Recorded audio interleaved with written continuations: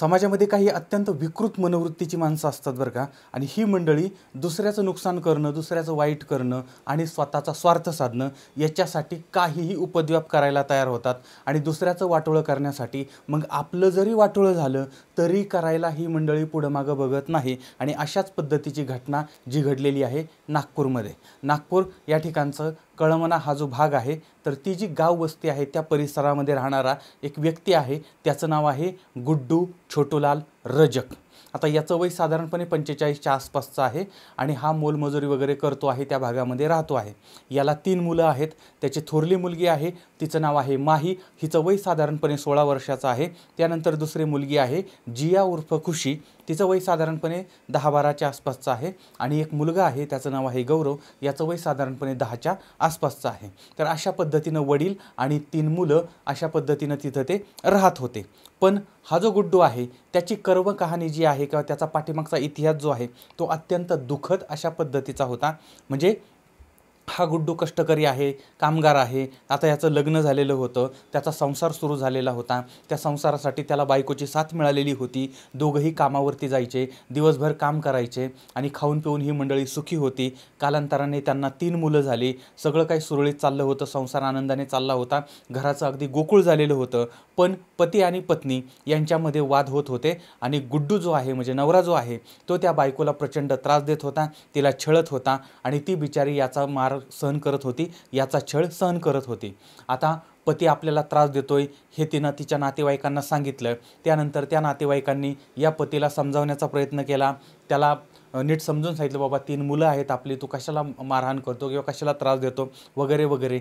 पण तरीही त्या पतीनं त्या पत्नीचा छळ काय थांबवला नाही. आणि अखेर शेवटी 2016मध्ये या पत्नीनं नवऱ्याच्या छळाला कंटाळून आत्महत्या केली, म्हणजे विष घेतलं आणि तिनं स्वतःचं जीवन संपवलेलं आहे. आणि आपल्या 3 छोट्या मुलांना सोडून ती जी बाई आहे ती हे जग सोडून निघून गेली.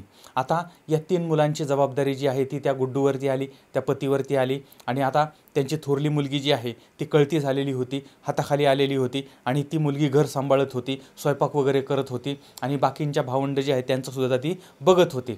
पण या काळामध्ये गुड्डूला एकटेपणा जाणवत होता. म्हणजे घरामध्ये स्वयंपाक होत होता, साफसफाई मुली करत होत्या, सगळं होत होतं, पण त्याच्या जीवनात एक पोकळी निर्माण झालेली होती. आणि यामुळे मग त्यानं म्हणजे या गुड्डूनं 2018 साली त्या भागामध्ये असणारी व्यक्ती, त्यांचं नाव आहे कौशल्या पिपरडे, तर यांच्याबरोबर ती यानं लग्न केलं. म्हणजे कौशल्य यांच्याबरोबर याचं लग्न झालं आणि आता दुसऱ्यांदा याच्या संसाराला सुरुवात झाली. आता काही काळ याचा संसार जो आहे तो सुरळीत चालला, पण नंतर पुन्हा पती आणि पत्नीमध्ये वादाला सुरुवात झाली. कारण मुळातच हा जो गुड्डू आहे त्याचा स्वभाव होता सनकी आणि त्यामुळे त्याची पत्नी कौशल्या ही सुद्धा आता त्याच्या छळाला वैतागलेली होती आणि हा नवरा मात्र तिला त्रास देत होता. त्यामुळे या कौशल्यानं म्हणजे त्याच्या दुसऱ्या बायकोनं ही माहिती तिच्या माहेरच्या लोकांना सांगितली. आता तिचे वडील दशरथ पिपरडे, भाऊ संतोष यांना हिनं सांगितले. आता आपल्या भावाला आणि आपल्या वडिलांना सांगितल्यानंतर त्या भावानं वडिलांनी या गुड्डूला समजावलं की बाबा तुम्ही अशा पद्धतीनं वागू नका वगैरे वगैरे. काही काळ हा जो गुड्डू आहे तो नीट वागला, पण पुन्हा त्याचं मूळ जे वागणं आहे ते वागणं सुरू झालं आणि यामुळे मग ह्या पती पत्नीमध्ये पुन्हा पुन्हा पुन्हा पुन्हा वाद व्हायला लागले होते. आणि या सगळ्या वादाला, या भांडणाला, या कटकटीला कंटाळून ती जी पत्नी, दुसरी पत्नी आहे ती सुद्धा आपल्या माहेरी निघून गेली होती. आता काही दिवस झाले त्यानंतर याला आपल्या बायकोची आठवण यायला लागली आणि म्हणून तो बायकोला न्यायला सासरवाडीला गेला. आता सासरवाडीच्या लोकांनी तिला पाठवलं. त्याच्यानंतर मग परत ह्यांच्यामध्ये वाद झाला. मग ती परत निघून गेली, परत हा आणायला गेला, परत त्यांनी पाठवली, थोडंसं समजावलं, परत पाठवली, त्यानंतर परत ह्यानं तिला त्रास दिला. असं अनेक वेळा झाल्यानंतर मात्र ही एकदा सासरला म्हणजे तिच्या घरी गेली, म्हणजे माहेरला गेली, ती काही परत आलेली नाही. आता पत्नी काही परत येत नव्हती आणि पती मात्र तिला येण्याचा आग्रह करत होता. आणि ती पत्नी जी आहे तिचे वडील आणि भाऊ वगैरे ही मंडळीसुद्धा तिला आता यायला विरोध करत होती की बाबा इतक्या वेळा तुम्ही तिला त्रास दिलेला आहे, हे दिलेला आहे, त्यामुळे आता ती इथं राहील, अशा पद्धतीनं. आता एका बाजूला गुड्डू आहे, त्याची 3 मुलं आहेत आणि दुसऱ्या बाजूला ती सावत्र आई मात्र तिच्या म्हणजे इकडे यायचं काही नाव घेत नव्हती आणि ती तिच्या माहेरी राहत होती. आता या सगळ्या गोष्टीमुळे हे जे 2 परिवार आहेत त्या परिवारामध्ये दुरावा निर्माण झालेला होता आणि या गोष्टीचा गुड्डूला प्रचंड राग आलेला होता. आणि यानंतर यानं मग या मंडळींना धडा शिकवण्यासाठी अत्यंत विकृत अशा पद्धतीचा प्लॅन केलेला होता, म्हणजे ज्याची स्वप्नातही कोणी कल्पना करू शकणार नाही अशा पद्धतीचा हा प्लॅन होता.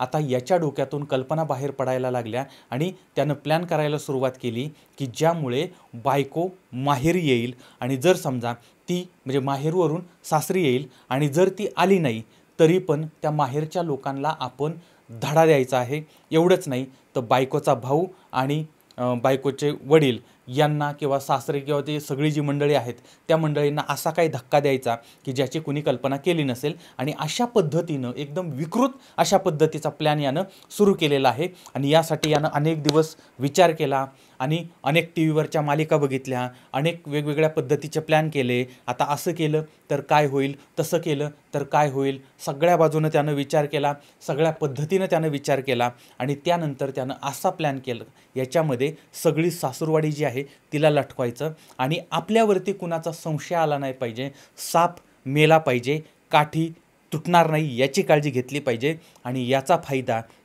म्हणजे काठीचा आणि सापाचा दोन्हींचाही फायदा आपल्याला झाला पाहिजे. तारीख आहे 6 नोव्हेंबर 2022. सकाळची वेळ होती. घरामध्ये गुड्डू आणि त्याची मुलं झोपलेली होती.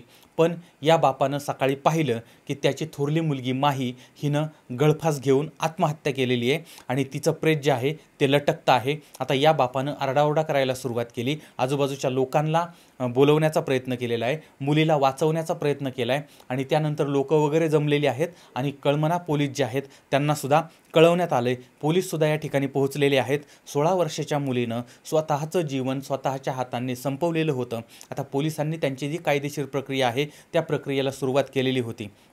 आता यावेळेस घरात काही कागद सापडले. आता याच्यामध्ये अत्यंत धक्कादायक अशा गोष्टी लिहिलेल्या होत्या. म्हणजे या मुलीनं हे सर्व का केलं होतं याचं कारण तिनं दिलं होतं ते म्हणजे मानसिक आणि शारीरिक छळ. आता तिच्या सावत्र आईनं आणि तिच्या माहेरच्या लोकांनी हिला प्रचंड त्रास दिलेला होता. शिवाय हिच्या सावत्र मामानं तिच्यावरती अत्याचार केले आहेत आणि हे लोक या मुलीवरती लग्नासाठी दबाव आणत होते आणि यामुळे मी आत्महत्या करते आहे अशा आशयाची चिठ्ठी किंवा अशा आशयाचं ते कागद जो होता तो पोलिसांच्या हाती मिळालेला आहे. आणि त्यानंतर मग पोलिसांनी आता हे एक व्यक्ती स्वतःला संपवते आणि त्यानंतर तशा पद्धतीनं ती लिहून ठेवते आणि त्यामुळे मग आपसुकच संशय जो आहे तो सावत्र आई कौशल्या, आजोबा दशरथ पिपरडे आणि मामा संतोष, त्यानंतर मामी कल्पना, तर यांच्यावरती हा आरोप आला आणि त्यानंतर पोलिसांनी यांना ताब्यात घेतलं. आता यांच्याकडून चौकशीला सुरुवात झाली की तुम्ही अशा पद्धतीनं छळ का केला किंवा त्रास का दिला. त्या कागदावरचं लेखन हे मयत मुलीचं होतं, त्यामुळे जी व्यक्ती मरणार आहे त्याच व्यक्तीनं हे लिहिलेलं असल्यामुळे तिथं शंकेला जागा नव्हती. पण ज्या मंडळींना ताब्यात घेतलं होतं ती मंडळी दोषी आहेत या गोष्टी जाणवत नव्हतं. शिवाय पोलिसांना काही संशयास्पद बाबी आढळल्या होत्या. आता त्याच्यामध्ये काही गोष्टी अशा होत्या की त्या घराची जी उंची आहे ती 12 फुटापेक्षा कमी होती. पण एक छोटीशी मुलगी की छताला दोरी कशी काय अडकवू शकते, बांधू शकते. दुसरी गोष्ट, घरामध्ये इतर लोक असताना हे सगळं करणं शक्य आहे का. आणि हे सगळं लिहून तिनं स्वतःचं जीवन संपवलं. पण ही गोष्ट तिनं तिच्या वडिलांना का सांगितली नाही किंवा अशा आणि अनेक वेगवेगळ्या पद्धतीच्या शंका ज्या आहेत त्या तपासकर्ते जे आहेत त्यांच्यासमोर आलेल्या होत्या. आता या काळामध्ये जिने स्वतःला संपवलं तिची धाकटी बहीण 12 वर्षाची मुलगी जी आहे ती मुलगी मात्र घाबरलेली होती. आता पोलिसांनी मग नातेवाईकांच्या माध्यमातून त्या मुलीला बोलतं केलं होतं आणि तिच्याकडून काही माहिती घेतली आणि ती माहिती प्रचंड धक्कादायक समोर आलेली होती. आणि पोलिसांनी वडील गुड्डूचा जो मोबाईल आहे तो मोबाईलसुद्धा तपासला होता आणि या तपासामध्ये काही व्हिडिओ आणि फोटो वगैरे समोर आले होते आणि त्याच्यामधून सुद्धा वेगळी माहिती पुढं आली होती. आता याच्यामध्ये ह्यांनी जे फोटो काढले होते त्या फोटोमध्ये ती मुलगी ती जिवंत होती आणि ती फाशी घेण्याचं नाटक करते आहे. म्हणजे तिनं स्वतःची जीभ बाहेर काढली होती पण वरती दोरीचा जो ताण असतो तो ताण मात्र म्हणजे ताण नव्हता, तो अगदी ढिल्ली अशा पद्धतीची दोरी होती आणि ढिल्या दोरीनं फास बसू शकत नाही. म्हणजे ज्यावेळेस फोटो काढला त्यावेळेस ती मुलगी जिवंत होती. आणि हे सगळं ती नाटक करत होती हे या ठिकाणी स्पष्ट दिसत होतं. शिवाय एका फोटोमध्ये ती मुलगी म्हणजे एका बाजूला जीव देताना दिसते, दुसऱ्या फोटोमध्ये तिचे वडीलसुद्धा त्याच्यामध्ये दिसत होते. याचा अर्थ मुलगी जीव देत असताना त्या ठिकाणी बाप होता आणि कुणीतरी फोटो काढत होतं आणि बापानं तिला तसं करायला सांगितलेलं होतं आणि ती जी लहान मुलगी आहे ती फोटो काढत होती. विचार करा, म्हणजे धाकटी बहीण फोटो काढते आहे, बाप फाशी घेण्यासाठीची माहिती देण्याचा प्रयत्न करतो आहे. हे सगळं त्या फोटोवरून समोर आलेलं होतं आणि त्या लहान मुलीच्या जबाबातनं पण पुढं आलेलं होतं. आणि यावेळेस मग पोलिसांनी त्या बापाला ताब्यात घेतला आणि मग नंतर या सगळ्या प्रकरणाचा तपास झालेला होता. मुळात या बापानं सासूरवाडीच्या लोकांना अडकवण्यासाठी हा सगळा प्लॅन केलेला होता, बनाव केलेला होता. आणि या प्लॅनप्रमाणे 6 नोव्हेंबर 2022 या दिवशी पहाटे यानं त्याची मुलगी माही हिला झोपेतून उठवलं आणि तिला सांगितलं की तुझी सावत्र आई घरी येत नाही आहे, ती आपल्याला त्रास देते आहे आणि त्यामुळे आपल्याला मग एवढं हाल सहन करायला लागतात वगैरे. आणि त्यामुळे या सगळ्या मंडळींना आपल्याला धडा शिकवायचा आहे आणि यासाठी आपण एक काम करूया, तू अगोदर त्यांच्या नावाची एक चिठ्ठी लिहून ठेव, त्यानंतर तू फाशी घेते अशा पद्धतीचं आपण फोटो काढूया आणि हा फोटो व्हायरल करू आणि त्यामुळे मग या लोकांना पोलीस पकडतील आणि त्यांना जेलमध्ये टाकतील आणि आपला प्लॅन जो आहे तो आपला प्लॅन सक्सेस होईल. अशा पद्धतीनं त्या मुलीला यानं सांगितलं आणि तिच्यावर दबाव आणला आणि तशा पद्धतीनं तिला करायला सांगितलं. आता अगोदर त्या मुलीकडून यानं नोट लिहून घेतलेली होती की असं असं आहे, हे मला त्रास देत आहेत अशा पद्धतीनं, त्यामुळे मी स्वतःचं जीवन संपवते वगैरे, अशा आशयाची ती नोट जी आहे ती लिहिलेली. आणि नंतर या बापानं स्वतःच्या हातानं छाताला दोरी बांधली, मुलीला स्टुलावरती उभी केली, तिच्या गळ्यामध्ये फास अडकवला आणि तिला सांगितलं जीभ बाहेर काढ. त्यानंतर मग ती तसं करत होती आणि मग ही दुसरी मुलगी जी आहे तिला सांगितलं तू फोटो काढ आणि त्या पद्धतीनं ती मुलगी फोटो काढत होती. अशा पद्धतीनं हे सगळं चाललेलं होतं.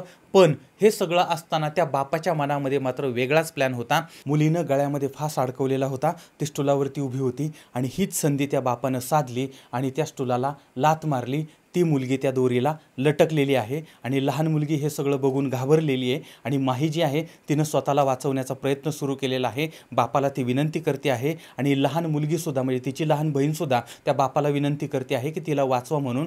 पण हा जो नराधम आहे तो मात्र आपल्या थोरल्या मुलीचा मृत्यू हा डोळ्यांनी पाहत होता. ती मुलगी तडफडत होती, ती मुलगी फडफडत होती आणि काही वेळ तिची ही जी धडपड आहे ती धडपड चालली आणि त्यानंतर ती शांत झाली आणि पुढं यानंतर आता तिचा मृत्यू झाला आहे, ती त्या ठिकाणी लटकलेली आहे आणि या बापानं त्या ठिकाणचे सगळे जे त्याच्या विरोधातले पुरावे असतील ते नष्ट करण्याचा प्रयत्न केला आणि त्यानंतर या मुलीनं आत्महत्या केली आहे अशा पद्धतीचा बनाव केला. पण नागपूर पोलिसांच्या समोर याची नौटंकी फार दिवस टिकली नाही आणि या घटनेचा पर्दाफाश झालेला आहे. आता जी माहिती माध्यमातून समोर आली होती ती मी तुमच्यासमोर मांडण्याचा प्रयत्न केलेला आहे. आता याच्यामध्ये तपास चालला आहे, कदाचित वेगळी माहिती, नवीन माहितीसुद्धा आपल्यासमोर येऊ शकते. आणि तुम्ही जर समजा या भागातील असाल आणि तुम्हाला जर याबद्दलची अधिक वेगळी नवीन माहिती असेल तर ती सुद्धा कमेंट बॉक्समध्ये जरूर कळवा. आता या सगळ्या प्रकरणामधून आपण धडा काय घ्यायचा? कायम लक्षात ठेवायचं, जे लोक दुसऱ्याला धडा शिकवण्यासाठी स्वतःची वेळ वाया घालवतात, स्वतःची बुद्धिमत्ता वाया घालवतात, ते लोक स्वतःचं भलं कधीही करू शकत नाहीत. आणि यामुळे प्रत्येक गोष्टीतून आपण धडा शिकायचा असतो आणि आपण आपलं जीवन सुखी आणि आनंदी बनवायचं असतं, हे कायम लक्षात ठेवा. दुसरी गोष्ट, जर आपल्या जवळच्या व्यक्तीनं, घरातल्या व्यक्तीनं, मित्रानं, जोडीदारानं, अत्यंत प्रिय अशा व्यक्तीनं, या मंडळींनी जरी आपल्याला सांगितलं की तू बेकायदेशीर काम कर, अनैतिक काम कर, हिंसाचार कर, कोणाचं तरी नुकसान कर, कोणाला तरी बर्बाद कर, पण अशा अत्यंत जवळच्या व्यक्तीचं सुद्धा अजिबात ऐकायचं नाही. कारण जे काम चुकीचं आहे ते काम करायला कुणीही सांगितलं तरीही ते करायचं नाही. कारण जे लोक आपल्याला चुकीचं काम करायला लावतात ती माणसं आपली असू शकत नाही. त्यामुळे अशा लोकांपासून दूर राहायचं आहे आणि त्यांचे जे काही कट कारस्थान आहे त्या कट कारस्थानाला बळी पडायचं नाही. तिसरी गोष्ट लक्षात ठेवा, काही लोक टी व्ही, मालिका, चित्रपट, गुन्हेगारीच्या वगैरे गोष्टी ज्या आहेत त्या बघून, त्या पाहून मग ते गुन्हेगारी मंडळी करतात. तर या मंडळीने लक्षात ठेवायचं, या सगळ्या गोष्टीचा शेवट कसा होतोय हेही बघा आणि याच्यातून सकारात्मक घ्या. वाईट गोष्टीचा शेवट हा वाईटच होतो आणि त्याचं व्याजासकट किंमत आपल्याला मोजायला लागते. त्यामुळे दुसऱ्यालाही बरबाद करू नका आणि आपलंही आयुष्य बरबाद होणार नाही याची काळजी प्रत्येकानं जर घेतली तर मला वाटतं अशा पद्धतीच्या घटना घडणार नाहीत. आता याबद्दल तुमचं मत काय आहे ते तुम्ही कमेंट बॉक्समध्ये जरूर कळवा. पुन्हा भेटूया उद्या रात्री 8:30 वाजता एका नवीन क्राईम स्टोरीसह. तोपर्यंत धन्यवाद.